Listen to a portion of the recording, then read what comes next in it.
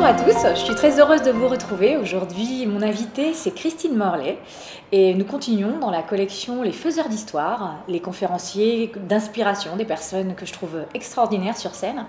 Et donc, Christine, merci beaucoup d'être avec moi aujourd'hui. C'est vraiment un plaisir de vous rencontrer et puis que vous partagiez avec nous votre expérience qui est quand même assez incroyable. Donc, vous avez un parcours très riche, très dense, avec plein de métiers, plein de couleurs aussi. Vous êtes une grande curieuse de la vie, une grande voyageuse, vous êtes polyglotte et vous avez d'abord commencé par un parcours artistique puisque vous avez fait les beaux-arts et vous souhaitiez être décoratrice d'intérieur. Vous avez managé un groupe de rock pendant 5 ans, ce qui n'est quand même pas banal.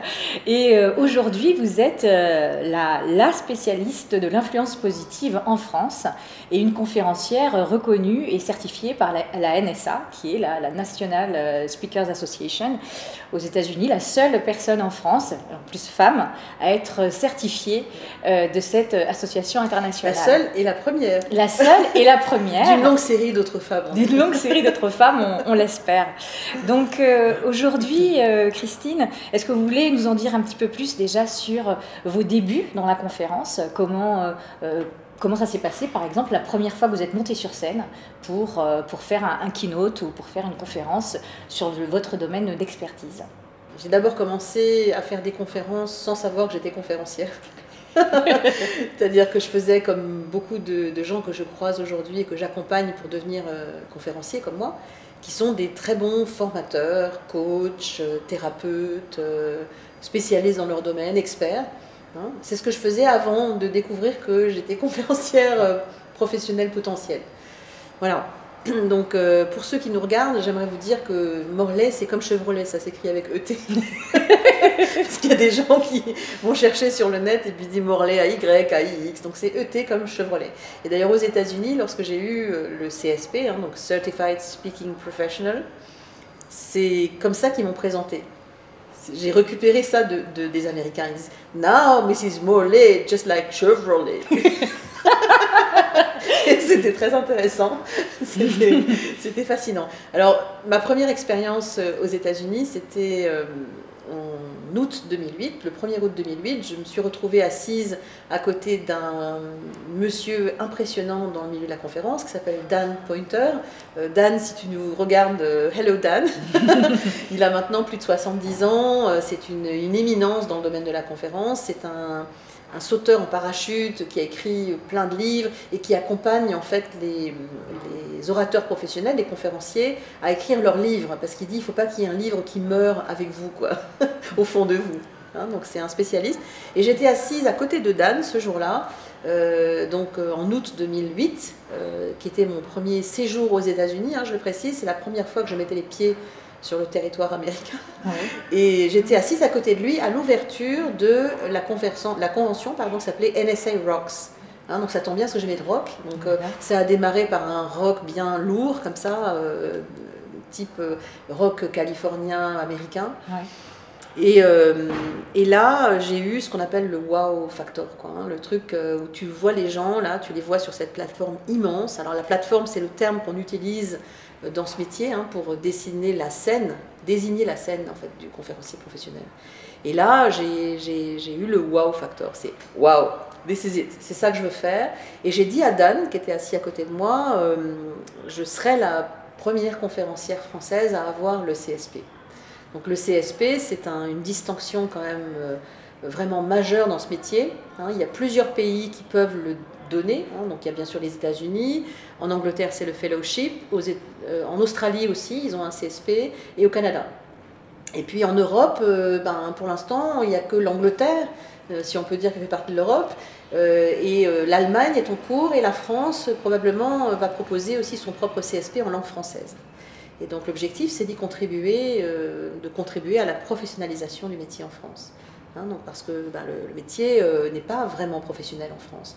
On a beaucoup de conférenciers qui font des conférences sans le savoir, comme je le faisais il y a quelques années quand j'ai débuté, et qui sont des très bons formateurs, consultants, orateurs, il y a de tout. Et souvent, comme ils ne sont pas payés, parce qu'en France on a du mal à payer les gens qui parlent, on a du mal à payer la valeur ajoutée orale. Hein, comme on a du mal aussi à payer certains profs qui s'en vont, qui quittent la France et qui sont mieux payés à l'extérieur des frontières. Hein. Désolée pour ceux qui nous regardent, mais c'est une réalité, quoi. Hein. Oui. Et donc pour ça, en France, on a du mal à payer pour quelqu'un qui va parler. Hein, on a du mal. Alors moi, j'y arrive progressivement, parce que plus on commence à avoir un nom dans le milieu, plus les gens vont potentiellement payer. C'est-à-dire des associations qui organisent des conférences me font venir avec mon keynote sur la négociation, entre autres, et là, les gens acceptent de payer selon les soirées entre 20 et 40 euros la soirée. Et donc sur une salle qui fait 150, 200, 300, 400 personnes, à ce moment-là, ça permet à l'organisateur de payer le conférencier. D'accord. Et alors, quelle est, selon vous, la différence de posture, la différence fondamentale qu'il y aurait entre un consultant qui parle ou un formateur qui parle et un conférencier professionnel? Alors, il y a une différence majeure. Hein. Le formateur, il est dans un mode informatif. C'est-à-dire il va chercher l'interaction avec le public. Il va chercher, d'ailleurs on voit bien, il y a des écoles différentes, notamment aux États-Unis par rapport à ça. On voit bien ceux qui vont chercher, qui vont poser une question comme le mode formateur. Hein. Oui. D'ailleurs, vous savez, y a-t-il des gens dans la salle, machin, vous voyez, qui vont chercher l'interaction? Le keynote speaker, il est beaucoup plus sur un mode assertif. C'est-à-dire c'est bang, bang, bang. C'est l'expert, il envoie quoi. Hein, un peu comme un archer qui prendrait son arc et qui irait tirer au centre de la cible. Hein. Il va donner tout de suite l'info et il ne va pas chercher à faire en sorte qu'on l'aime, entre guillemets.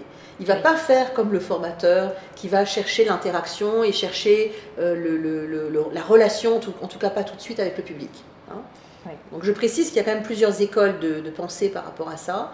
Notamment technique, mais globalement le keynote speaker, c'est pas quelqu'un qui interagit tout de suite avec sa salle, il est beaucoup plus assertif.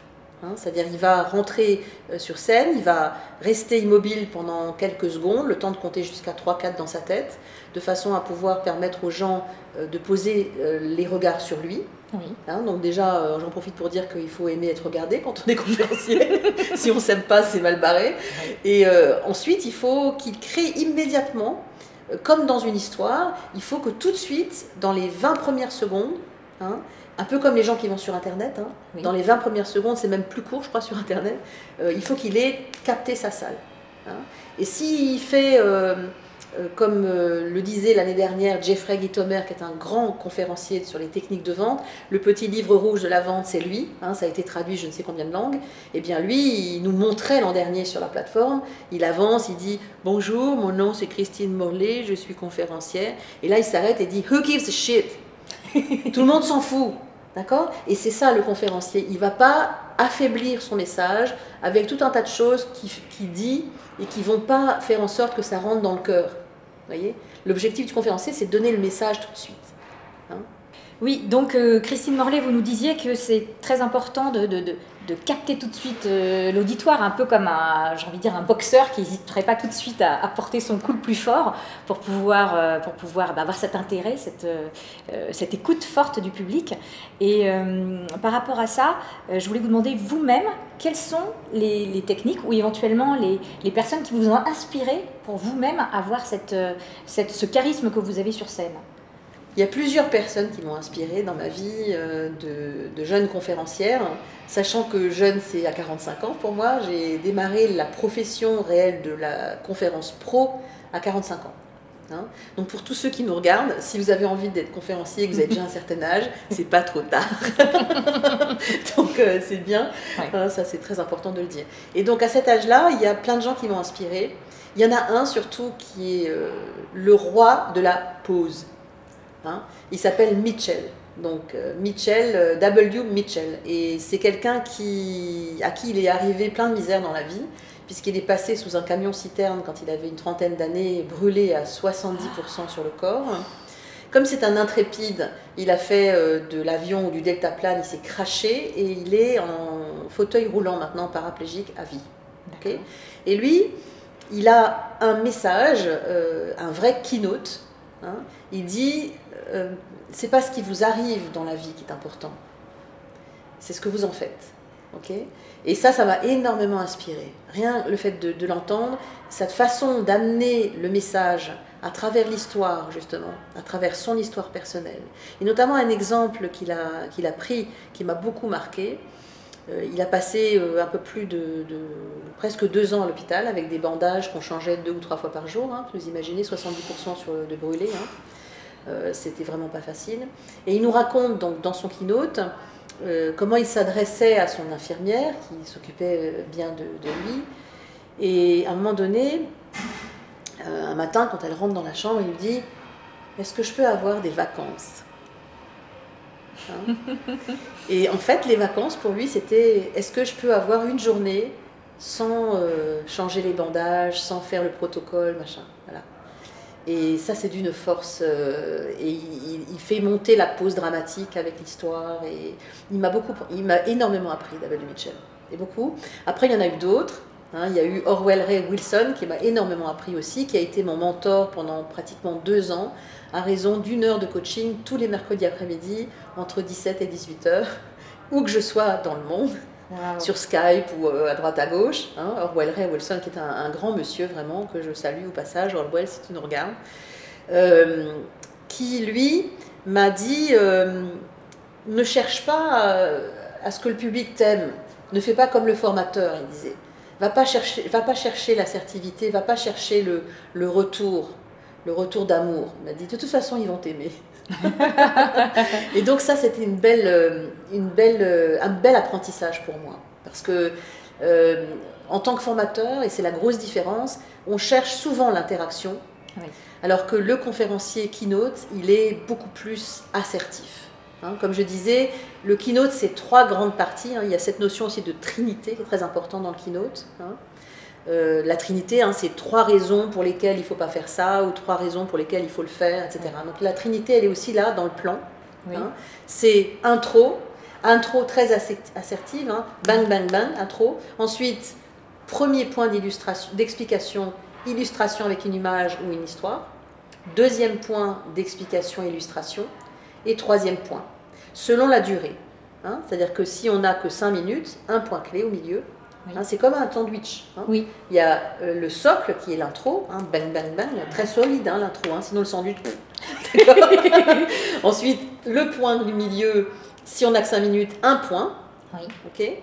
Et la conclusion qui est le socle du sandwich sur lequel il y a des petites graines de sésame qui le rendent appétissant et on a envie d'en remanger, d'accord ?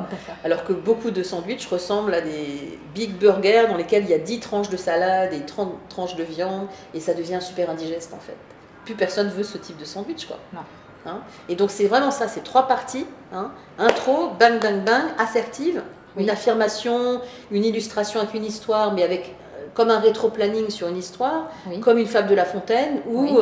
Vous avez dansé tout l'été, eh bien, chantez maintenant, par exemple. Hein, ou alors, l'histoire signature qui permet de faire émerger un point clé, qui est le message qui va appuyer et soutenir tout le reste du keynote. Hein.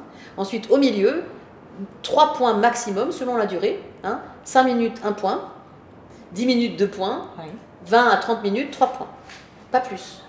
Et après, conclusion, bang, bang, bang, et that's it. Donc c'est simple. Mais beaucoup de gens ne font pas ça, ne comprennent pas ça, ne comprennent pas la structure du keynote. Hein. Et keynote, pour ceux qui nous regardent, c'est keynote, c'est point clé. Hein. C'est pas... Il y a des gens qui disent c'est quoi keynote. Oui. Alors bien sûr, il y a le logiciel de Apple, oui. Le keynote, mais à juste titre, puisque c'est avec ça qu'on peut construire aussi ces keynotes. D'accord, ok. J'aimerais vous demander si vous avez un souvenir particulier de conférence qui vous est marqué, soit un souvenir particulièrement douloureux parce qu'il s'est passé un impondérable, comme ça arrive parfois quand on est sur scène, et qui vous a déstabilisé éventuellement et comment vous avez réagi, ou un souvenir particulièrement heureux, particulièrement brillant de partage avec un auditoire. Voilà, un moment que vous pourriez partager avec nous. Alors il y en a un, bien sûr, il y a un moment, et en général c'est toujours là où on démarre. C'est vrai, si les débutants nous regardent, ça va vous arriver. Donc, il vaut mieux s'y préparer. Donc, c'était mon premier keynote en anglais. C'était pour une fédération dans le domaine de la pharma, hein, le monde pharmaceutique. Et donc, il m'avait invité pour parler de négociation, et notamment de négociation internationale. Dans ce keynote-là, à peu près tout ce qui ne doit pas arriver est arrivé. C'est-à-dire le vidéoprojecteur qui faisait des parasites, le son qui crépitait, les diapositives qui passaient pas dans le bon ordre parce qu'ils s'étaient plantés en régie, à peu près tout. Tout ce qui peut arriver à un keynote speaker m'est arrivé ce jour-là. Et je me souviens de la réaction en fait que j'ai eue, moi qui avais passé énormément de temps à me préparer, notamment avec les États-Unis. Eh bien j'ai fait ce que mes mentors, ce que mes coachs m'ont enseigné, c'est-à-dire j'ai gardé mon calme. Et notamment cette histoire ultra drôle, il y avait mon mari dans la salle, puisque partie de la négociation, c'était dans un magnifique hôtel à Faro, au Portugal, Oui. donc un truc genre 5 étoiles luxe avec piscine, etc. Et donc dans l'objectif d'avoir deux satisfaits, puisque je suis une spécialiste de l'influence positive et donc une négociatrice hors pair, j'ai négocié la possibilité que mon conjoint m'accompagne. Oui. Donc nous étions dans un appartement qui devait faire à peu près 150 mètres carrés à deux. Waouh. C'était génial. Et donc ce soir-là, il était dans la salle. Et je me suis en fait appuyée sur quelque chose qui est précieux pour un conférencier, qui est l'humour. Et en fait, le technicien, parce que ça crépitait, ça y est, il y a toute petite boîte qu'on met derrière dans le pantalon, ça crépitait, et donc toutes les 5 minutes, il venait me toucher cette petite boîte qui était là, qui était proche de mon postérieur. Et à un moment donné, je regarde mon mari et je dis, bon maintenant, tu veux pas lui dire qu'il arrête de flirter avec ta femme, quoi. Du coup, la salle explosait de rire. Moi, j'ai repris mes esprits, j'ai eu le temps de discuter un tout petit peu avec le régisseur, de faire des signes, etc. Et hop, c'est reparti, quoi. Donc ça, c'est un truc à donner à tous ceux qui nous regardent et qui... Ça va vous arriver de toute façon. Ouais. Donc il vaut mieux vous préparer au pire. Oui. Donc préparez-vous toujours à ne pas avoir vos diapos. Préparez-vous à ne pas avoir de son. Oui. Préparez-vous à avoir toujours des histoires en backup, comme on dit, des histoires ressources. Oui. Si jamais vous n'avez pas de diapositive, vous allez devoir mettre plus d'histoire, puisque l'histoire parle au cerveau droit, donc il faudra plus d'histoire. Oui. Lorsqu'on parle et qu'on veut illustrer un point, soit on a Keynote de Apple ou PowerPoint derrière soi, soit on n'a rien, et à ce moment-là, il faut des histoires qui illustrent le propos, quoi. Des histoires, bien sûr, avec des métaphores. Bien sûr, bien sûr. Puisqu'on parle des histoires, Christine, justement, je voulais vous demander si vous avez un carnet d'histoire. Est-ce que vous tenez un petit calepin? Parce que je sais que pour certains conférenciers pro, ils le font. Ils ont un petit calepin toujours avec eux. Et quand il leur arrive des anecdotes en voyage, etc., ils nourrissent un carnet d'histoire dans lequel ils peuvent piocher quand ils ont justement un keynote speak ou une conférence à rédiger. Est-ce que vous faites ça ou est-ce que vous avez une mémoire d'éléphant et que vous n'avez pas du tout besoin? Ce qui est possible. Alors, bien sûr qu'il faut avoir un carnet d'histoire. Alors, il y a le carnet des histoires plus anciennes, et puis il y a le carnet des histoires plus récentes, des histoires quotidiennes, en fait. Il faut, en fait, ouvrir un calepin, un petit cahier, un petit bloc-notes, et il faut le séparer en catégories. Donc les catégories d'histoire, c'est les catégories qui vont alimenter en fait vos différents types de keynote. Comme je parle de l'influence positive, eh bien je parle de toutes les fois où j'ai réussi à mettre le sourire sur la bouche des gens, par exemple. Et donc j'ai une histoire, début compliqué et fin facile, par exemple. Donc voilà, des gens qui se mettent en colère et comment je réussis à les retourner. Parce que l'influence positive, c'est aussi obtenir ce qu'on veut face à des gens parfois difficiles. Ou alors, il y a les histoires signatures, toutes les histoires de votre vie qui permettent d'illustrer un propos par rapport au keynote. Le keynote, c'est comme le branding, en fait, c'est comme la marque personnelle. Il y a certains fromages qu'on reconnaît dans un rayon parce qu'il y a un sceau dessus, il y a une marque de fabrique bien spécifique, et c'est parce que c'est ce fromage-là qu'on le veut et qu'on l'achète. Et pour le conférencier, c'est pareil. Il faut qu'il y ait une marque de fabrique et que toutes les histoires de vie convergent vers cette marque de fabrique. Vous voyez, c'est un peu comme une choucroute, comme je suis alsacienne, finalement dans la choucroute, tout converge. Voilà, donc toutes les histoires de vie vont être organisées. Donc en fait, on peut prendre un bloc-notes un peu en vrac, et puis ensuite on va les organiser dans le calepin de façon à ce qu'il y ait du sens par rapport aux différentes thématiques qu'on peut développer toujours autour du branding. D'accord. Donc dans l'influence positive, il y a tout ce qui permet d'illustrer une bonne communication avec autrui, tout ce qui permet d'illustrer des situations de vente de soi-même, en posture d'emploi ou en posture de séduction commerciale. Et puis, bien sûr, là-dessus où j'ai été très reconnue ces derniers temps, tout ce qui permet d'illustrer les capacités ou non d'une personne à négocier, sachant que l'humour, c'est d'utiliser des histoires où ça a planté. Oui. Parce que c'est ça qui fait rire les gens aussi, hein. C'est toutes les histoires où ça plante. Moi, j'ai beaucoup d'histoires entre conjoints dans mes keynotes. Oui. Là où ça plante entre mari et femme, par exemple. On sait toujours que c'est les femmes qui obtiennent toujours bien plus. Donc, en fait, j'ai beaucoup d'histoires comme ça, hein. Donc, il faut vraiment bien organiser les petites histoires. Et c'est ça qui donne du rythme, en fait, à un keynote. Hein, il faut... D'ailleurs, les grands conférenciers... j'en profite pour saluer Ron Culberson, qui est le past président donc, de la NSA, qui est un spécialiste de l'humour. Et lui, il dit il faut un trait d'humour toutes les 6 minutes dans un keynote. Hein, donc c'est quand même, c'est waouh, comme on dit. Hein, Et lui, il m'a donné une piste sur un des keynotes que j'avais développé pour un groupe d'agents immobiliers mandataires indépendants.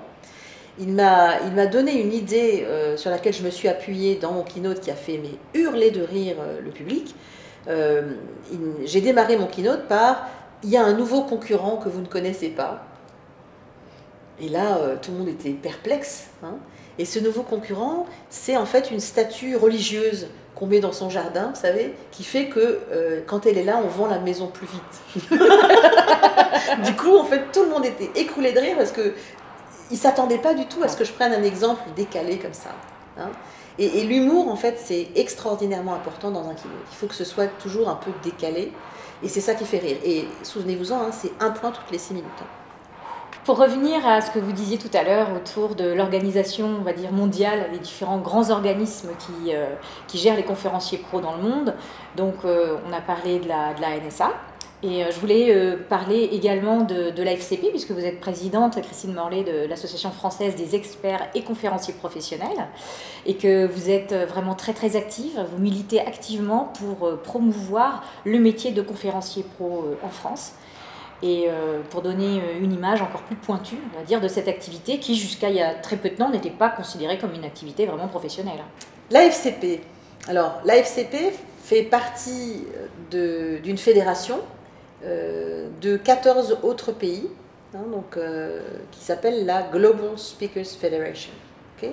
La Global Speakers Federation est présidée actuellement par Jonathan Law, qui est en Malaisie, et bientôt sera présidée par Nabil Dos, que vous avez récemment interviewé, qui est notre futur président, donc cette année. Hein, enfin, il va être élu, en général, c'est en été, en juillet, au moment de la NSA. Et donc il va avoir la lourde charge d'animer en fait les 14 pays dont le dernier rentré, je crois, c'est le Brésil. Hein.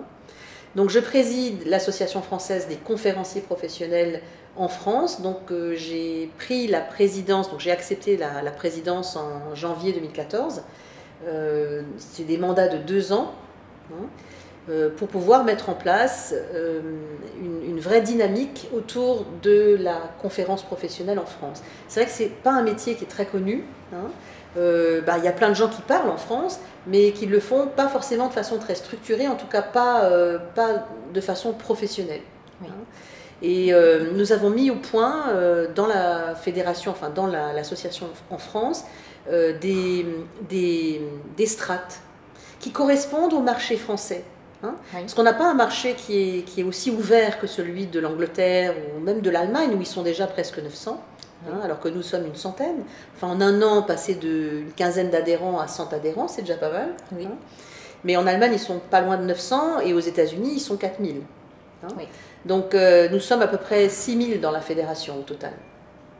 Donc, c'est vrai que l'objectif de cette association en France, c'est de donner une professionnalisation au métier de conférencier, de permettre aux gens de venir se former, de venir s'entraider en tant que pair, hein, c'est-à-dire faire des ateliers pratiques, hein, c'est celui qu'on va vivre demain notamment, qui permet à des conférenciers en devenir ou débutants de se structurer pour atteindre les différents échelons. Alors les échelons, on a les conférenciers potentiels, qui sont des gens qui donnent des conférences mais qui n'ont jamais été payés pour le faire. Hein, parce que quand même, quand on est pro, on est payé pour faire des confs. Hein. Oui. Pour ceux qui nous regardent, il faut quand même que vous soyez conscients que vous ne pourrez pas rentrer dans le groupe des conférenciers confirmés si vous n'êtes pas payé pour faire des confs. Hein, ça, c'est quand même une base. Hein. Oui. Donc le conférencier professionnel, c'est effectivement, vous le disiez, un expert Oui. qui parle d'un sujet qu'il maîtrise pleinement, plus de 20 fois par an, à des groupes de plus de 15 personnes, en étant payé pour le faire. Ça, c'est la définition de la Fédération internationale. Hein. Et en France, nous avons mis en place des strates. Donc la première strate, c'est conférencier potentiel, entre 0 et 8 conférences dans l'année, hein, payé. Oui. Ensuite, au-dessus, il y a le conférencier candidat, hein, qui lui a plus de 8 conférences et jusqu'à 20 conférences à peu près. Après, il y a le conférencier confirmé. Et puis au-delà de 20, c'est l'expert. Et au-delà, il y a le conférencier certifié, où je suis la première à l'avoir et la seule pour le moment en France.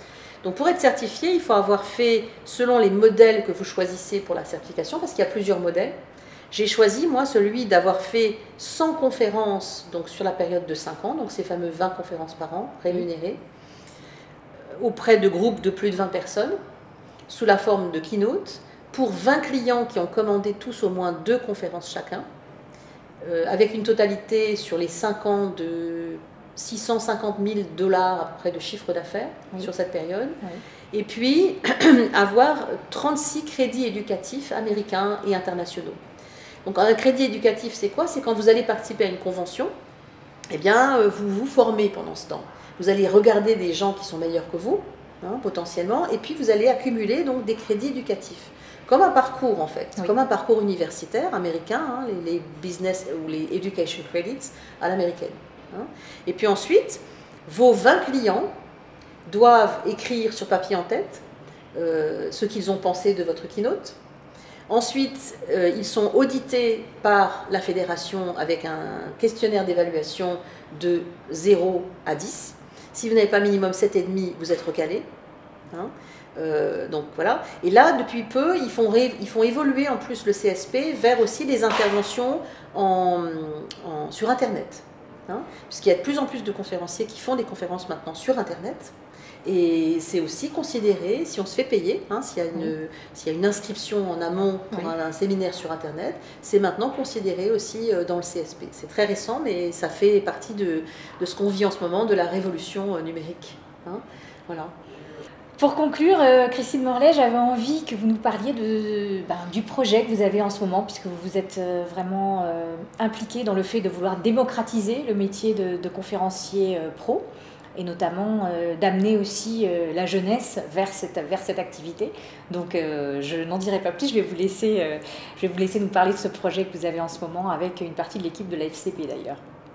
Eh bien oui, vous avez raison. L'objectif, c'est de laisser une empreinte, de laisser une trace et de permettre au plus grand nombre, et notamment des plus jeunes, des étudiants qui n'ont pas forcément les moyens d'aller dans des grands cursus longs et complexes, de pouvoir accéder aussi au métier de la conférence professionnelle.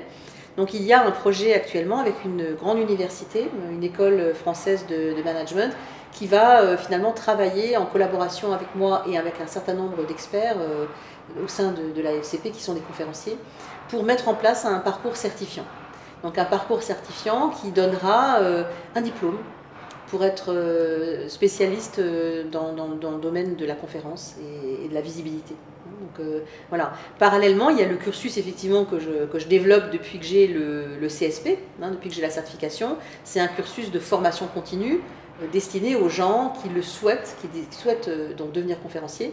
Et je suis en train de structurer à l'heure actuelle ce cursus avec une partie infoprenariat. C'est-à-dire que dans ce cursus, pour l'instant, c'était du face-à-face pédagogique avec 4 personnes maximum. Donc c'était à mi-chemin entre l'accompagnement individuel du projet de conférence et la formation. Oui. Mais maintenant, une partie de ce cursus, sur la partie purement technique d'enseignement, va être proposée sur Internet. Donc ça veut dire que les gens vont pouvoir apprendre à devenir conférencier au plan technique sur le web, oui, avec des tarifs qui sont plus attractifs. Et puis derrière, la possibilité pour eux de venir sur ce que les Américains appellent les masterclass, où là on va faire des grands ateliers où chacun va pouvoir se tester à la fois sur sa capacité à ouvrir un keynote, à le développer, à illustrer des petites histoires, pourquoi pas d'ailleurs travailler ensemble, parce que je sais que vous êtes une professionnelle de storytelling, hein, c'est raconter des histoires. Alors c'est pas raconter des histoires au sens où on l'entend en France, parce que quand on dit raconter des histoires en France, c'est raconter des salades, oui, d'accord, ça n'a rien à voir, je le précise pour ceux qui nous regardent. Et donc la petite histoire, c'est ce qui fait le piment et le sel de la conférence, donc c'est très utile, et toutes les bonnes volontés qui sont des vrais professionnels et des vrais experts dans ce domaine sont les bienvenus. On est en train de regarder justement avec qui on va constituer l'équipe pédagogique, donc tout est ouvert, et ce sera un parcours certifiant qui fera entre 80 et 200 heures a priori, hein. On est encore en train de le dessiner là. Très bien. Eh ben, merci beaucoup Christine Morlet pour tout ce que vous avez partagé avec nous. Vous êtes vraiment une source d'inspiration, je pense, pour beaucoup de personnes qui veulent faire de la scène en tant que conférencier.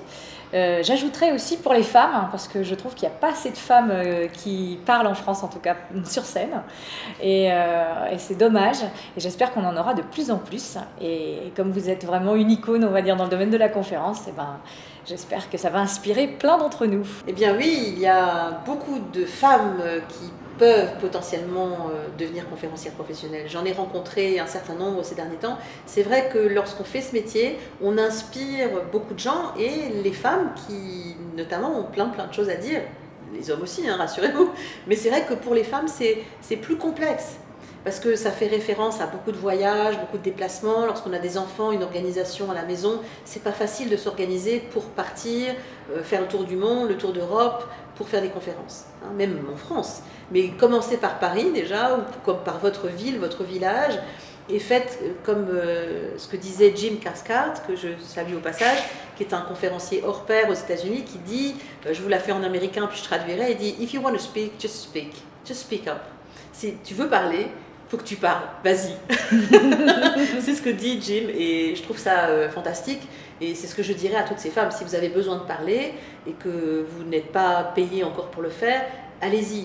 Plus vous entraînerez à parler face aux gens, plus vous aurez envie, et un jour, vous aurez le feu sacré, et ce feu sacré-là, quelqu'un le verra, vous trouverez peut-être un agent qui va travailler avec vous et qui assurera votre promotion en tant que conférencier. Donc ça, c'est merveilleux, il faut le faire. Si vous avez vraiment envie de parler, allez-y. Eh bien, merci beaucoup Christine, et j'espère vous retrouver très bientôt pour une nouvelle interview de Faiseurs d'Histoire. À très bientôt.